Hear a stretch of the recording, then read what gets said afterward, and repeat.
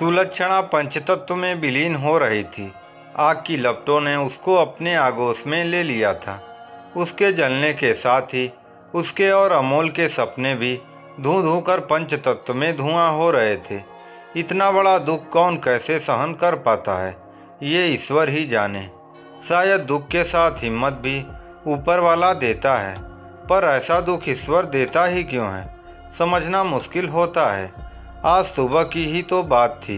दोनों कितने खुश थे हॉस्पिटल जाते हुए। आखिर उनके प्यार की निशानी आने वाली थी, जिसका इन दोनों पति पत्नी के अलावा घर वालों को भी बहुत इंतजार था।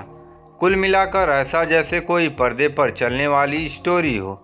अलग अलग छोटे शहरों से पढ़ने और कुछ बनने के लिए बड़े शहर आए सुलक्षणा और अमोल कैसे अचानक मिले और फिर एक दूसरे के साथ जीने मरने की कस्में खाते हुए अपने सपनों को साकार करने के लिए जुटे रहे। एक लंबा समय बीत गया। बहुत सारे उतार चढ़ाव जिंदगी में आए, लेकिन एक दूसरे का संबल बन डटकर मुकाबला करते रहे। सुलक्षणा और अमोल ने वो मुकाम हासिल कर लिया जो वो करने के लिए घरों से निकले थे। अब इंतजार था तो सामाजिक रूप से एक होने का। दिल दिमाग से तो जाने कब का एक दूसरे के हो चुके थे। सुलक्षणा अक्सर प्यार में खोकर अमोल से कहती, मेरा मन करता है मैं बादलों में खेलूं, वहां से तुमको देखूं। आखिर वो दिन भी आया जिसका इन दोनों प्रेमियों को 13 सालों से इंतजार था। आज सुलक्षणा दुल्हन बनी थी और अमोल दूल्हा। दोनों के अरमानों को जैसे पंख लग गए थे। सुलक्षणा सजी धजी बेहद सुंदर लग रही थी तो अमोल भी किसी मॉडल से कम नहीं लग रहा था। खूब धूमधाम से शादी हुई। सुलक्षणा अब विदा होकर अमोल के घर पहुंच चुकी थी। दोनों तरफ का पूरा घर परिवार खूब खुश थे। दोनों की गृहस्थी की गाड़ी चल पड़ी। दोनों ने एक आशियाना लिया और अपने सपनों को आबाद करने लगे। दोनों रात में जल्दी जल्दी सोने चले गए। सुबह डॉक्टर ने डिलीवरी की डेट दी थी। दोनों बहुत खुश थे।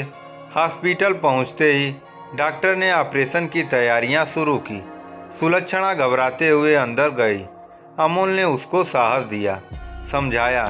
हालांकि डर तो अमोल भी रहा था, लेकिन कहीं न कहीं नए मेहमान का इंतजार भी था। सुलक्षणा को ऑपरेशन करने के लिए एनेस्थीसिया दिया गया।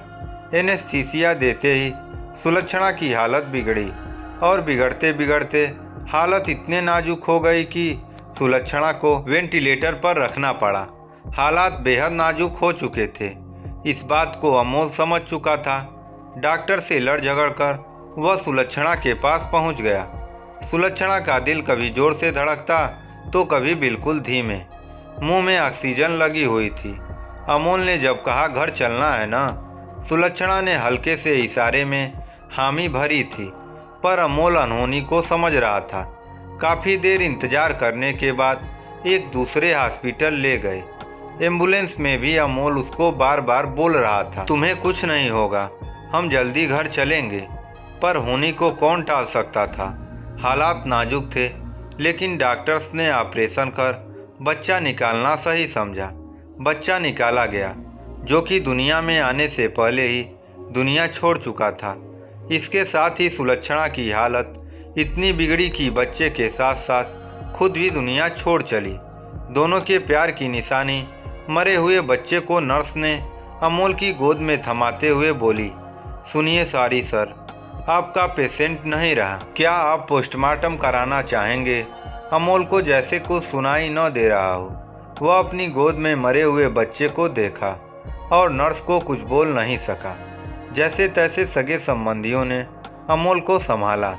अब सुलक्षणा अपने अमोल और बेटे के साथ उस घर जा रही है जहां कभी वह जिंदगी भर अमोल के साथ रहने को गाजे बाजे के साथ सजी धजी हुई बहू बनकर आई थी। अमोल पथराई आंखों से पूरा रास्ता ताके जा रहा था। सुलक्षणा अपनी ससुराल पहुंच चुकी है। अंतिम संस्कार के लिए उसे तैयार किया जा रहा है, उसे नहलाया जा रहा है, 16 श्रृंगार किया जा रहा है। बगल में उसका बच्चा भी लेटा है, जैसे दोनों सोने का नाटक कर रहे हों। देखने वालों की आंखें थम नहीं रही थी। अमोल शून्य हो खड़े सब देख रहा था। अब अमोल को आखिरी बार देखने और सुलक्षणा का सुहाग करने के लिए पास बुलाया गया। अमोल ने सुलक्षणा की मांग में सिंदूर डाला, बिंदी लगाई, चुनरी उड़ाया। इसके साथ ही सुलक्षणा और बच्चे को अंक में भर फपक फपक कर रो पड़ा। हे ईश्वर, प्यार करने वाले को ऐसे क्यों जुदा किया। एक हंसते खेलते परिवार की सारी खुशियाँ पल भर में दफन कर दी। अमोल और सुलक्षणा का अधूरा प्यार शायद आसमान में कहीं विलीन हो गया, क्योंकि अमोल अब अक्सर आसमान की ओर देखकर बातें करता रहता है। इस कहानी से हमें यह शिक्षा मिलती है कि शायद सुलक्षणा की बादलों के पार अमोल को देखने वाली बात सही हो गई थी। शायद सुलक्षणा अपने बच्चों के साथ बादलों के पार अमोल को ही देखती होगी।